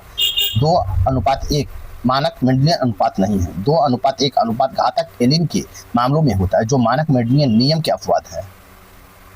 इस प्रकार राइट आंसर आपका डी होगा।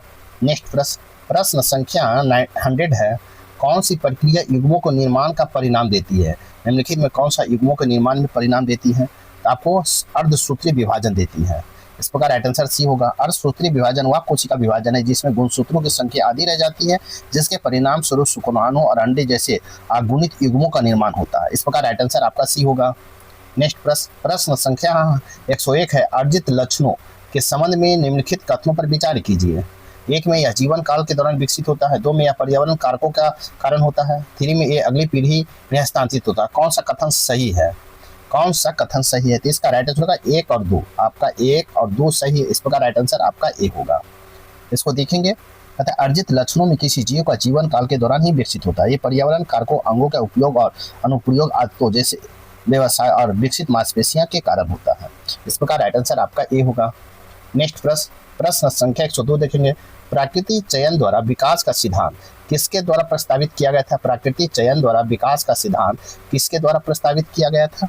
तो आपको डार्विन के द्वारा किया गया था। इस प्रकार राइट आंसर सी होगा। प्राकृतिक चयन का विकास का सिद्धांत चार्ल्स डार्विन द्वारा प्रस्तावित किया गया था। इस प्रकार प्रस्तावित अपनी पुस्तक on the origin of species 1859 में डार्विन ने समझाया कि अनुकूल विविधताओं वाले जीव अधिक जीवित रहते हैं और प्रजनन करते हैं, जिससे समय के साथ प्रजातियों में क्रमिक परिवर्तन होता है। अल्फ्रेड रसेल वालेस ने भी स्वतंत्र रूप से यही विचार प्रस्तावित किया था। इस प्रकार राइट आंसर सी होगा। नेक्स्ट प्रश्न संख्या 103 देखेंगे, निम्नलिखित में कौन सा विकास का प्रत्यक्ष प्रमाण प्रदान करता है? विकास का प्रत्यक्ष प्रमाण प्रस्तुत करता है किसने? तो जीवाश्म। इस प्रकार राइट आंसर आपका डी होगा। जीवाश्म विकास का प्रत्यक्ष प्रमाण प्रदान करता है। जीवाश्म अपसादी चट्टानों एवं प्राचीन जीवों के संरक्षित अवशेष या निशान है। जीवाश्म जीवन रूपों में काल अनुक्रमिक रूप से जैसे सरीसृप, पक्षी और विलुप्त प्रजाति को देखते हैं। भूवैज्ञानिक समय के साथ कर्मिक परिवर्तन को सिद्ध करते हैं। इस प्रकार राइट आंसर डी होगा। प्रश्न संख्या 100 है, 104 देखेंगे। निम्नलिखित में कौन सी नई प्रजाति के निर्माण की ओर ले जाती है? नई प्रजाति के निर्माण की ओर ले जाती है तो आपको प्रजनन अलगाव ले जाती है। इस प्रकार राइट आंसर सी होगा। प्रजनन अलगाव नई प्रजाति के निर्माण का मुख्य कारण है। जब एक प्रजाति की आबादी प्रजनन रूप से अलग भौगोलिक, व्यवहारिक और यांत्रिक बाधाओं के कारण होता है तो उसे आपस में संक्रमण कर सकते हैं। समय के साथ आनुवंशिक अंतर जमा हो जाते हैं जिससे नई प्रजातियां का जन्म होती है। इस प्रकार राइट आंसर आपका सी होगा। प्रश्न संख्या 105 है, समजात अंगों के संबंध में निम्नलिखित कथनों पर विचार कीजिए। एक में है उनकी संरचना समान होती है, दो में वे अलग अलग कार्य करते हैं, थ्री में है आपको वे समान पूर्वज के संकेत देते हैं। उपरोक्त में से कौन सा कथन सही है? कौन सा कथन सही है? इसका राइट आंसर होगा डी। 1, 2 और 3 आपका सही। इस प्रकार राइट आंसर आपका डी होगा। समजात अंग वे होते हैं जिनकी आधारभूत शारीरिक संरचना और भूमि उत्पत्ति माना जाता है। समान पूर्वज लेकिन वे अलग अलग वातावरण की जरूरतों के अनुसार अलग अलग कार्य करने की अनुकूल होते हैं। उदाहरण के लिए मनुष्य के हाथ, पक्षी के पंख और व्हेल के फिलपर्स की हड्डियां, ढांचा, ह्यूमरस, रेडियस, अल्लाह समान होता है। इस प्रकार राइट आंसर आपका डी होगा। प्रश्न संख्या 106 देखेंगे। प्रश्न संख्या 106, निम्नलिखित में कौन मनुष्य के अवशोषी अंग का उदाहरण? मनुष्य में अवशोषी अंग का उदाहरण है तो अवशोषी अंग का उदाहरण कौन सा है? तो आपको अपेंडिक्स है। इस प्रकार राइट आंसर भी होगा। अपेंडिक्स मनुष्य के एक अवशेषी अंग है। यह बड़ी आंत से निकलने वाली एक छोटी अंगुली जैसी संरचना है जिसका आधुनिक मनुष्य में कोई महत्व कार्य नहीं है। हालांकि पूर्वजों में इसकी 5 भूमिका रही होगी। अवशेषी अंग पूर्वजों को कयांत्रित अंगों के अवशेष मात्र रहते हैं। हृदय, वृक्क और यकृत आवश्यक कार्यात्मक अंग है। इस प्रकार राइट आंसर आपका भी होगा। नेक्स्ट प्रश्न संख्या 107 है, अस्तित्व के लिए भिन्नता महत्वपूर्ण है क्योंकि यह है। अस्तित्व के लिए भिन्नता महत्वपूर्ण है क्योंकि यह आपको क्या है? अनुकूलन में मदद करती है। इस प्रकार राइट आंसर आपका भी होगा। विभिन्नता किसी प्रजाति के जीवित रहने के लिए अनिवार्य है क्योंकि यह बदलते पर्यावरण के अनुकूल जीवों की अनुकूलित होने में मदद करती है जिससे प्रजाति के विलुप्त होने का खतरा कम हो जाता है। इस प्रकार राइट आंसर आपका भी होगा। चार्ल्स डार्विन ने अपनी पुस्तक on the origins of species में प्रस्तावित किया कि प्रकृति उन जीवों का चयन करती है जिसमें जीवित रहने और प्रजनन के लिए सबसे अनुकूल विभिन्नताएं होती है। इस प्रकार राइट आंसर भी होगा। प्रश्न संख्या 108 है, निम्नलिखित में से कौन सा कथन विकास का सबसे अच्छा वर्णन करता है? विकास का सबसे अच्छा वर्णन करता है तो आपको पीढ़ियों के दौरान कर्मिक परिवर्तन को। इस प्रकार राइट आंसर भी होगा। विकास पीढ़ियों के दौरान होने वाला कर्मिक परिवर्तन या कर्मिक पीढ़ियां जैविक आबादी के वंशानुगत लक्षणों के होने वाला परिवर्तन है। डार्विन का सिद्धांत इसी विविधताओं के पार कार्य करने और प्राकृतिक चयन के माध्यम से समझाता है। इस प्रकार राइट आंसर भी होगा। प्रश्न संख्या 109 देखेंगे। पारिस्थितिकी तंत्र के संबंध में निम्नलिखित कथनों पर विचार कीजिए। एक में या पारिस्थितिकी तंत्र जैविक और अजैविक दोनों घटक शामिल होते हैं। दो में पारिस्थितिकी तंत्र में ऊर्जा प्रवाह चक्रीय प्रकृति का होता है। 3 में है पोषक तत्व का चक्रण जैव भू रासायनिक चक्रण के माध्यम से होता है। उपयुक्त में से कौन सा कथन सही है? तो इसका राइट आंसर होगा ए। 1 और 3 सही। इस प्रकार राइट आंसर ए होगा। 1 और 3 सही। पारिस्थितिकी तंत्र और जैविक उत्पादक उपभोक्ता घटक जैविक सूर्य के प्रकाश, जल, मिट्टी घटक एक साथ क्रिया करते हैं। पोषक तत्व CNP आदि जैविक भू रासायनिक चक्रों के माध्यम से पुनर्चक्रित होते हैं। इस प्रकार राइट आंसर आपका ए होगा। प्रश्न संख्या 110 देखेंगे। निम्नलिखित में कौन पोषण स्तरों को सही क्रम को दर्शाता है? पोषण स्तरों को सही क्रम को कौन दर्शाता है? तो आपको उत्पादन, प्राथमिक उपभोक्ता और द्वितीय उपभोक्ता दर्शाता है। प्राथमिक उत्पादक, प्राथमिक उपभोक्ता और द्वितीय उपभोक्ता दर्शाता है। इस प्रकार राइट आंसर ए होगा। तथा पोषण स्तरों का सही क्रम उत्पादन, प्राथमिक उपभोक्ता, द्वितीय उपभोक्ता है। उत्पादक हरे पौधे सूर्य के प्रकाश का उपयोग करके भोजन बनाता है। प्राथमिक उपभोक्ता शाकाहारी उत्पादकों को खाते हैं। द्वितीय उपभोक्ता मांसाहारी प्राथमिक उपभोक्ताओं को खाते हैं। इस प्रकार राइट आंसर आपका ए होगा। नेक्स्ट प्रश्न संख्या 111 देखेंगे। खाद्य श्रृंखला के संबंध में निम्नलिखित में कौन सा कथनों पर विचार कीजिए। 1 में चराई खाद्य श्रृंखला हरे पौधे से शुरू होती है। 2 में अप्रदन खाद्य श्रृंखला मृत कार्बनिक पदार्थ से शुरू होती है। 3 में खाद्य श्रृंखला हमेशा रेखीय और अलग अलग होते हैं। उपयुक्त में से कौन सा कथन सही है?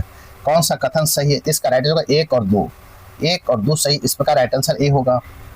चराई खाद्य श्रृंखला जिसे शिकारी खाद्य श्रृंखला भी कहा जाता है हरे पौधे उत्पादकों से शुरू होती है जो प्रकाश संश्लेषण के माध्यम से सौर ऊर्जा ग्रहण करते हैं। शाकाहारी पौधे को खाते हैं, मांसाहारी शाकाहारी और इसी तरह का क्रम चलता रहता है। इस प्रकार राइट आंसर आपका ए होगा। प्रश्न संख्या 112 देखेंगे, किसी दिए गए समय में निम्नलिखित में किसके पास अधिकतम ऊर्जा होती है। दिए गए समय में निम्नलिखित में किसके पास अधिकतम ऊर्जा होती है, तो आपको अधिकतम ऊर्जा पूछा गया था उत्पादक के पास। इस प्रकार राइट आंसर सी होगा। तथा किसी परिस्थिति के तंत्र में दिए गए समय के उत्पादक के पास अधिकतम ऊर्जा होती है। इस प्रकार राइट आंसर आपका सी होगा। नेक्स्ट प्रश्न, परिस्थितिकी तंत्र में ऊर्जा हस्तांतरण का 10% नियम किसके द्वारा प्रस्तावित किया गया है। परिस्थितिकी तंत्र में ऊर्जा हस्तांतरण का 10% नियम किसके द्वारा प्रस्तावित किया गया है, तो आपको किसके द्वारा किया गया है, तो आपको लिंडमैन के द्वारा किया गया। इस प्रकार राइट आंसर आपका ये होगा। ऊर्जा हस्तांतरण का 10% नियम रेमंड लिंडमान द्वारा प्रस्तावित किया गया था। इस प्रकार राइट आंसर आपका ए होगा। नेक्स्ट प्रश्न संख्या 114, जैव विविधता के संबंध में निम्नलिखित कथनों पर विचार कीजिए। एक में भारत मेगा जैव विविधता वाले देशों में से एक है। 2 में ध्रुवीय क्षेत्रों में जैव विविधता अधिकतम होती है। 3 में प्रजाति विविधता आमतौर पर भूमध्य रेखा से ध्रुवों की ओर घटती है। आगे हम देखेंगे आपको उपरोक्त में से कौन सा कथन सही है। कौन सा कथन सही है, तो आपको राइट आंसर होगा 1 और 3 सही। इस प्रकार राइट आंसर ए होगा। 1 और 3, भारत अपने विविध जलवायु और पारिस्थितिकी तंत्र के कारण दुनिया में 17 मेगा जैव विविधता वाले देशों में से एक है। आपको दुनिया में भूभाग पर 2.4 हिस्सा होने के बावजूद भारत में विश्व का लगभग 7 से 8% वनस्पति जीवों को प्रजातियां पाई जाती हैं। यहाँ 4 प्रमुख जैव विविधता हॉटस्पॉट है, जिनमें हिमालय, पश्चिमी घाट, भारत, म्यांमार क्षेत्र और सुंडालैंड शामिल है। इस प्रकार राइट आंसर आपका ये होगा। प्रश्न संख्या 115 देखेंगे, कहता निम्नलिखित में कौन परिस्थितिकी निकेत का सबसे अच्छा परिभाषित करता है। परिस्थितिकी निकेत का सबसे अच्छा तरह परिभाषित करता है, तो आपको परिस्थितिकी तंत्र में प्रजाति और कार्यात्मक भूमिका को, परिस्थितिकी तंत्र में प्रजाति की कार्यात्मक भूमिका को परिभाषित करता है। इस प्रकार राइट आंसर आपका सी होगा। कहता परिस्थितिकी निकेत परिस्थितिकी तंत्र में किसी प्रजाति की कार्यात्मक भूमिका को परिभाषित करता है। इस प्रकार राइट आंसर आपका सी होगा। प्रश्न संख्या 116, निम्नलिखित में से कौन सा वाह्य स्थानीय संरक्षण का उदाहरण है। वाह्य स्थानीय संरक्षण का उदाहरण है, कौन है, तो आपको चिड़ियाघर है। चिड़ियाघर, इस प्रकार राइट आंसर आपका सी होगा। चिड़ियाघर वाह्य स्थान संरक्षण का एक उदाहरण है। इस प्रकार राइट आंसर आपका सी होगा। नेक्स्ट प्रश्न संख्या 117 है, जैव विविधता हॉटस्पॉट के संबंध में निम्नलिखित कथनों पर विचार कीजिए। 1 में यह उच्च प्रजाति स्थानिकता है। 2 में यह मानवीय गतिविधियों का अत्यधिक खतरे में है। 3 में भारत में केवल 2 जैव विविधता हॉटस्पॉट है। सही कथन को चुने, तो इसका राइट आंसर होगा आपको 1 और 2 सही। इस प्रकार राइट आंसर ए होगा। हॉटस्पॉट स्थानिक प्रजातियां हैं जो कहीं और ना कहीं पाई जाती है, संख्या बहुत अधिक होती है और वे निवास के कारण अत्यधिक खतरे में है। इस प्रकार राइट आंसर आपका ए होगा। नेक्स्ट प्रश्न, ग्लोबल वार्मिंग के लिए कौन सा गैस जिम्मेदार है। ग्लोबल वार्मिंग के लिए कौन सा गैस जिम्मेदार है, आपके ऑप्शन है कार्बन डाइऑक्साइड। इस प्रकार राइट आंसर आपका सी होगा। कार्बन डाइऑक्साइड CO2 मुख्य रूप ग्रीन हाउस गैस है जो सूर्य के ऊष्मा को पृथ्वी के वायुमंडल को रोक देती है, जिससे पृथ्वी का औसत तापमान लगातार वृद्धि होती है, जिसे ग्लोबल वार्मिंग कहा जाता है। इस प्रकार राइट आंसर सी होगा। प्रश्न संख्या 119 है, ओजोन परत के क्षरण से मुख्य रूप से क्या बढ़ता है। ओजोन परत के क्षरण से मुख्य रूप से क्या बढ़ता है, तो आपको पृथ्वी तक पहुंचने वाली पराबैंगनी विकिरण, पृथ्वी तक पहुंचने वाली पराबैंगनी विकिरण पहुंचती है। इस प्रकार राइट आंसर आपका सी होगा। कहता है कि ओजोन परत CO2 समताप मंडल में एक सुरक्षा कवच की तरह कार्य करती है, जिसके क्षरण पतला होने के कारण सूर्य के आने वाले हानिकारक पराबैंगनी बी अल्ट्रावायलेट बी किरणें सीधे पृथ्वी तक सतह तक पहुंचने लगती है। इस प्रकार राइट आंसर आपका सी होगा। प्रश्न संख्या 120 देखेंगे, जैव भू रासायनिक चक्रों के संबंध में निम्नलिखित कथनों पर विचार कीजिए। आपको 1 में कार्बन चक्र में वायुमंडल, जीवमंडल, स्थलमंडल शामिल है। आपको 2 में है नाइट्रोजन स्थिरीकरण वायुमंडलीय नाइट्रोजन के प्रयोग में योग्य रूप से बदल देता है। 3 में है फास्फोरस चक्र एक गैसीय अवस्था होती है। उपयुक्त में से कौन सा कथन सही है, इसका राइट आंसर होगा आपको 1 और 2 सही है। इस प्रकार राइट आंसर ए होगा। कहता है कि कार्बन चक्र वायुमंडल CO2 जीवमंडल प्रकाश संश्लेषण स्थलमंडल जीवाश्म ईंधन के बीच होता है। नाइट्रोजन स्थिरीकरण बैक्टीरिया द्वारा निष्क्रिय NO2 गैस का अमोनिया नाइट्रेट में बदल देता है, जिसे पौधा का उपयोग कर सकते हैं। इस प्रकार राइट आंसर आपका ए होगा। प्रश्न संख्या 121 है, निम्नलिखित में कौन एक नवीकरणीय प्राकृतिक ऊर्जा संसाधन है। नवीकरणीय प्राकृतिक ऊर्जा संसाधन है, तो आपको कौन है, तो आपको पवन ऊर्जा। इस प्रकार राइट आंसर आपका सी होगा।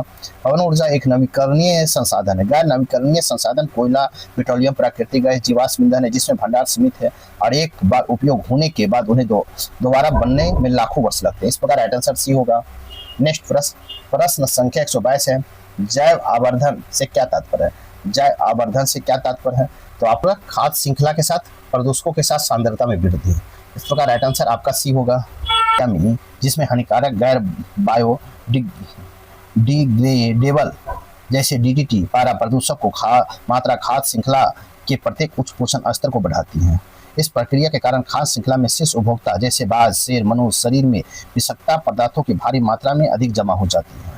इस प्रकार राइट आंसर आपका सी होगा। नेक्स्ट प्रश्न संख्या 123 देखेंगे। प्रश्न संख्या 123 है, जल निकायों में सुपोषण का मुख्य कारण निम्नलिखित में क्या है? जल निकायों में सुपोषण का मुख्य निम्नलिखित में क्या है? तो आपका क्या है इसका राइट आंसर होगा अतिरिक्त पोषक तत्व। अतिरिक्त पोषक तत्व, इस प्रकार राइट आंसर सी होगा। कहता है जल निकायों में सुपोषण का मुख्य कारण अतिरिक्त पोषक तत्व, उर्वरक, सीवेज, नाइट्रेट और फास्फेट का बहाव जल को पोषक तत्व समृद्ध कर देता है। इसमें शैवाल की अत्यधिक वृद्धि होती है जिसे शैवाल प्रफुष्टन कहा जाता है। इस प्रकार राइट आंसर आपका सी होगा। नेक्स्ट प्रश्न संख्या 124 वायु प्रदूषकों के संबंध में निम्नलिखित कथनों पर विचार कीजिए। एक में सल्फर डाइऑक्साइड मुख्य रूप से जीवाश्म ईंधन के जलने से निकलती है। 2 में कार्बन मोनोऑक्साइड एक रंगहीन और गंधहीन गैस है। 3 में है आपको नाइट्रोजन ऑक्साइड केवल प्राकृतिक स्रोत से निकलती है। उपयुक्त में से कौन सा कथन सही है? कहता है कौन सा कथन सही है? इसका राइट आंसर होगा 1 और 2 सही है। इस प्रकार राइट आंसर आपका ए होगा। कथन 1 और 2 आपका सही है तथा सल्फर डाइऑक्साइड SO2 मुख्य रूप से उद्योग और बिजली संयंत्रों में कोयला और तेल जलाने में निकलती है। कार्बन मोनोऑक्साइड CO2 एक रंगहीन, गंधहीन और जहरीली गैस है जो ईंधन के आगपूर्ण दहन से उत्पन्न होता है। इस प्रकार राइट आंसर आपका ये होगा। 125 अम्लीय वर्षा के लिए मुख्य रूप से कौन सा प्रदूषक उत्तरदायी? अम्लीय वर्षा के लिए मुख्य रूप से कौन सा प्रदूषक उत्तरदायी है? आपको सल्फर डाइऑक्साइड और नाइट्रोजन ऑक्साइड है। इस प्रकार राइट आंसर आपका बी होगा। सल्फर डाइऑक्साइड SO2 और नाइट्रोजन ऑक्साइड NOx अम्लीय वर्षा के लिए मुख्य रूप से उत्तरदायी है। इस प्रकार राइट आंसर बी होगा। प्रश्न संख्या 126 देखेंगे। ग्रीन हाउस प्रभाव के संबंध में निम्नलिखित कथनों पर विचार कीजिए।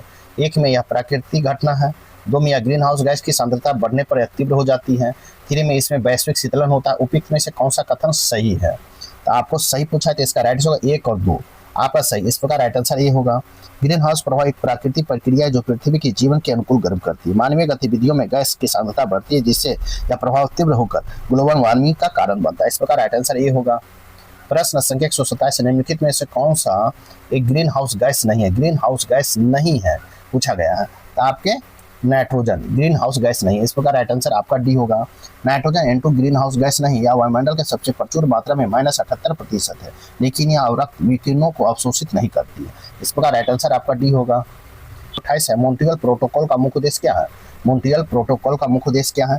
तो आपको ओजोन क्षयकारी पदार्थ के चरणबद्ध तरीके से समाप्त करना। ओजोन क्षयकारी पदार्थ को चरणबद्ध तरीके से समाप्त करना। इस प्रकार राइट आंसर सी होगा।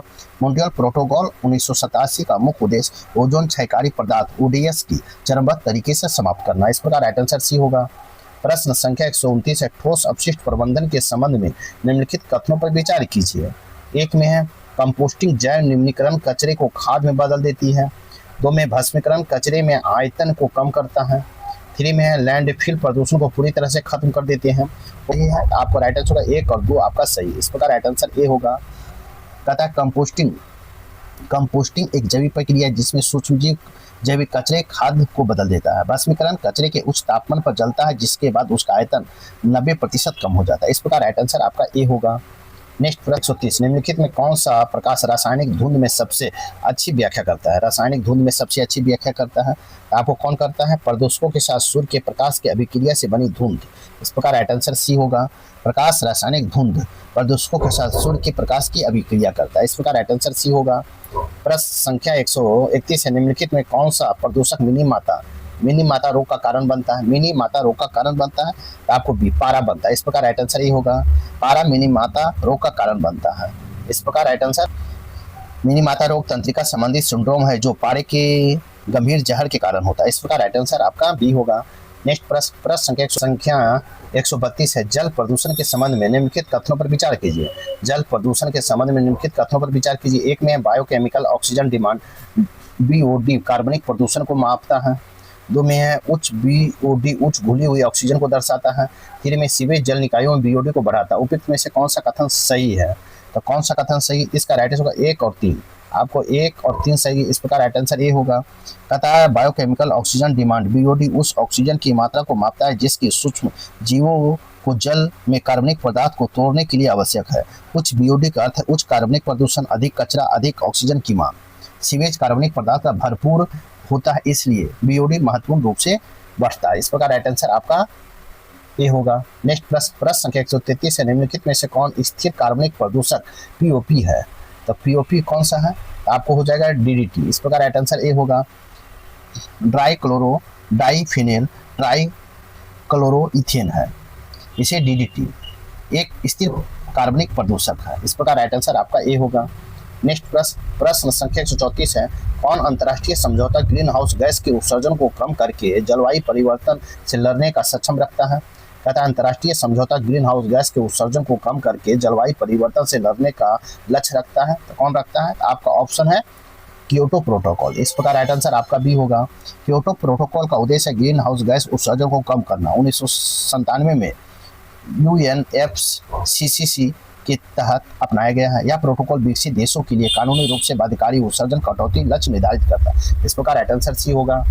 नेक्स्ट प्रश्न संख्या 135 है, ध्वनि प्रदूषण के संबंध में निम्नलिखित कथनों पर विचार कीजिए। ध्वनि प्रदूषण के संबंध में निम्नलिखित कथनों पर विचार कीजिए। 1 में है यह सुनने की क्षमता का नुकसान पहुंचाता है। 2 में यह तनाव उच्च रक्तचाप पैदा करती है। 3 में एकाग्रता को सुधार करता है। उपयुक्त में से कौन सा कथन सही है? कौन सा कथन सही है? इसका राइट आंसर होगा 1 और 2। इस प्रकार राइट आंसर आपका ये होगा। उच्च ध्वनि स्तरों पर 85 डेसिबल लंबे समय तक संपर्क में रहने से अस्थायी रूप से सुनने की क्षमता खो सकती है। आपको क्या खो सकती है? ध्वनि प्रदूषण स्ट्रेसर है जो शरीर की तनाव हार्मोन को उच्च रक्तचाप को बढ़ाता है। इस प्रकार राइट आंसर आपका ए होगा। नेक्स्ट प्रश्न संख्या 136 है, समुद्र प्रदूषण का मुख्य स्रोत निम्नलिखित में से कौन है? समुद्र प्रदूषण का निम्नलिखित स्रोत कौन सा है? आपको कौन है? उपरोक्त में सभी, कृषि अफवाह, औद्योगिक कचरा, घरेलू सीवेज। इस प्रकार राइट आंसर आपका डी होगा। उपरोक्त में सभी है, कृषि अफवाह, औद्योगिक कचरा, घरेलू सीवेज समुद्र प्रदूषण का मुख्य स्रोत है।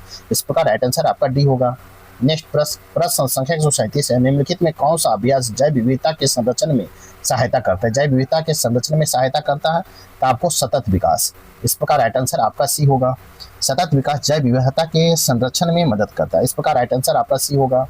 प्रश्न संख्या 138 है, निम्नलिखित में कौन सतत विकास का सबसे अच्छी तरह से परिभाषित करता है? सतत विकास को सबसे अच्छी तरह से परिभाषित करता है। इसका राइट आंसर हो जाएगा आपको ऐसा विकास जो भविष्य की जरूरतों को नुकसान पहुंचाए बिना वर्तमान जरूरतों को पूरा करे। इस प्रकार राइट आंसर बी होगा। कहता है सतत विकास वह विकास है जो भविष्य की पीढ़ियों को अपनी जरूरतों को पूरा करने की क्षमता से समझौता किए बिना वर्तमान की जरूरतों को पूरा करता है। इस प्रकार राइट आंसर आपका बी होगा। नेक्स्ट प्रश्न संख्या 139 देखेंगे। प्रश्न संख्या 140, कार्बन के संबंध में निम्नलिखित कथनों पर विचार करें। कार्बन के संबंध में 1 में है श्रृंखला के कारण कार्बन बड़ी संख्या में यौगिक बनाता है। 2 में यह केवल रासायनिक यौगिक बनाता है। 3 में यह कार्बन के चतुर संयोजकता के गुण स्थित संयोजक बंधों का निर्माण करते हैं। उपयुक्त में से कौन सा कथन सही है? कौन सा कथन सही है? इसका राइट आंसर होगा 1 और 3 आपका सही। 1 और 3 इस प्रकार राइट आंसर आपका ए होगा। कार्बन श्रृंखला स्वयं को जुड़कर लंबी श्रृंखला और रिंग बनाने का अनूठा उदाहरण है। कार्बन चतुर संयोजी होते हैं जो स्वयं और इसका तत्वों के साथ मजबूत संयोजक बनाते हैं। इस प्रकार राइट आंसर आपका ए होगा। नेक्स्ट प्रश्न संख्या 140 देखेंगे। प्रश्न संख्या 140 निम्नलिखित में कौन श्रृंखलन का सबसे अच्छी व्याख्या करता है? श्रृंखलन का सबसे अच्छा व्याख्या कौन करता है? तो आपको कौन करता है? स्वयं से लंबी श्रृंखला बनाने की क्षमता। इस प्रकार राइट आंसर आपका भी होगा। श्रृंखलन कार्बन एक सिलिकॉन जैसे कुछ अन्य तत्व है जिसमें वह स्वयं को परमाणु के साथ जुड़कर लंबी श्रृंखला का रिंग बनाता है। इस प्रकार राइट आंसर आपका बी होगा। नेक्स्ट प्रश्न संख्या 141 निम्नलिखित में कौन असंतृप्त हाइड्रोकार्बन है? एक असंतृप्त हाइड्रोकार्बन है तो कौन है? तो आपको एथेन है। इस प्रकार राइट आंसर आपका डी होगा। एथेन C2H6 एल्केन श्रेणी से संबंधित है। 2 कार्बन परमाणु के बीच एकल बंध होता है, इसलिए उसे असंतृप्त हाइड्रोकार्बन कहते हैं। इस प्रकार राइट आंसर आपका डी होगा। नेक्स्ट प्रश्न संख्या 142 है, सजातीय श्रेणी के संबंध में निम्नलिखित कथनों पर विचार कीजिए। 1 में सदस्य CH2 इकाई से भिन्न है। 2 में इसके रासायनिक गुण समान होते हैं। 3 में वे भौतिक गुणों के अचानक परिवर्तन को दर्शाते। उपयुक्त में से कौन सा कथन सही है? कौन सा कथन सही है? इसका राइट आंसर होगा 1 और 2। आपका 1, 2 सही है। इस प्रकार राइट आंसर ये होगा। कहता है एक सजातीय श्रेणी के कार्बनिक यौगिक का एक परिवार है जिसमें समान कार्यात्मक समूह और समान रासायनिक गुण होते हैं। इस प्रकार राइट आंसर आपका ए होगा। प्रश्न संख्या 143 है, एथेनॉल में निम्नलिखित में कौन सा कार्यात्मक समूह मौजूद है? एथेनॉल में कौन सा कार्यात्मक समूह मौजूद है? तो मौजूद है आपको, इसका राइट आंसर होगा आपको -OH है, -OH। इस प्रकार राइट आंसर सी होगा। कहता है एथेनॉल में -OH हाइड्रोक्लोरिक कार्यात्मक समूह होता है। इस प्रकार राइट आंसर आपका सी होगा। प्रश्न संख्या 144 है, संतृप्त असंतृप्त हाइड्रोकार्बन के बीच के अंतर करने के लिए निम्नलिखित में किस अभिक्रिया का उपयोग किया जाता है? किस अभिक्रिया का उपयोग किया जाता है? तो इसका हो जाएगा संकलन अभिक्रिया का। इस प्रकार राइट आंसर आपका सी होगा। संतृप्त असंतृप्त हाइड्रोकार्बन के बीच अंतर करने के लिए संकलन अभिक्रिया का उपयोग किया जाता है। इस प्रकार राइट आंसर सी होगा। प्रश्न संख्या 145 है, साबुन का अपमार्जक के संबंध में निम्नलिखित कथनों पर विचार कीजिए। एक में साबुन कठोर जल में मैला बनते हैं, मैल बनाते हैं। 2 में अपमार्जक कठोर जल प्रभावी होते हैं। 3 में साबुन जैव निम्नकरणीय होते हैं। आगे हम देखें उपयुक्त में से कौन सा कथन सही है? कौन सा कथन सही है? इसका राइट आंसर होगा डी। 1, 2 और 3 सही। इस प्रकार राइट आंसर आपका डी होगा। साबुन कठोर जल के मौजूद Ca2+ और Mg2+ आयनों के साथ अभिक्रिया कर अघुलनशील मैल बनाते हैं, जिससे सफाई की क्षमता को कम हो जाती है। इस प्रकार राइट आंसर आपका डी होगा। प्रश्न संख्या 146 है, एथेनॉल और एथेनोइक अम्ल तैयार करने में ऑक्सीकरण एजेंट के रूप में किसका उपयोग किया जाता है? तो किसका उपयोग किया जाता है? तो आपको पोटेशियम परमैंगनेट का किया जाता है। इस प्रकार राइट आंसर आपका भी होगा। एथेनॉल और एथेनोइक अम्ल तैयार करने में पोटेशियम परमैंगनेट का उपयोग ऑक्सीकरण एजेंट के रूप में किया जाता है। इस प्रकार राइट आंसर आपका भी होगा। प्रश्न संख्या 147 है, निम्नलिखित में कौन यौगिक समवयवता को दर्शाता है? समवयवता को दर्शाता है तो कौन दर्शाता है? आपको ब्यूटेन दर्शाता है। इस प्रकार राइट आंसर डी होगा। ब्यूटेन यौगिक समवयवता को दर्शाता है। ब्यूटेन C4H10 के 2 संरचनात्मक इकाई समवयवी होते हैं। एन ब्यूटेन सीधी श्रृंखला और आइसोब्यूटेन श्रृंखला होती है। इस प्रकार राइट आंसर आपका डी होगा। नेक्स्ट प्रश्न संख्या 148 निम्नलिखित में कौन सही मेल है? सही मेल पूछा गया है तो आपको हो जाएगा baking soda sodium hydrogen carbonate, ये आपका सही मेल है। इस प्रकार राइट आंसर आपको सी होगा। Baking soda sodium hydrogen carbonate है, NaSCO3 है। इस प्रकार राइट आंसर आपका सी होगा। प्रश्न संख्या 149 एथेनॉल के संबंध में निम्नलिखित तथ्यों पर विचार कीजिए। 1 में यह पानी में घुलनशील है। 2 में यह एंटीसेप्टिक गुण होते हैं। 3 में यह हाइड्रोजन गैस छोड़ने के लिए सोडियम के साथ अभिक्रिया करता है। उपयुक्त में से कौन सा कथन सही है? तो कौन सा कथन सही है? तो 1, 2 और 3 आपका सही। इस प्रकार राइट आंसर डी होगा। 1, 2 और तीनों सही। इस प्रकार राइट आंसर डी होगा। तीनों कथन सही है। एथेनॉल अब पानी में अत्यधिक घुलनशील है क्योंकि इसमें OH समूह और पानी अणुओं के बीच का हाइड्रोजन बॉन्डिंग होता है। एथेनॉल एंटीसेप्टिक और कीटाणुनाशक गुण होते हैं। हैंड सैनिटाइजर का उपयोग किया जाता है। एथेनॉल सोडियम जैसी सक्रिय धातु के साथ अभिक्रिया करता है, हाइड्रोजन गैस मुक्त करता है। इस प्रकार राइट आंसर आपका डी होगा। प्रश्न संख्या साबुनों की तुलना में डिटर्जेंट को प्राथमिकता क्यों जाती है? कहता है कठोर जल में साबुन की तुलना में डिटर्जेंट को प्राथमिकता क्यों दी जाती है?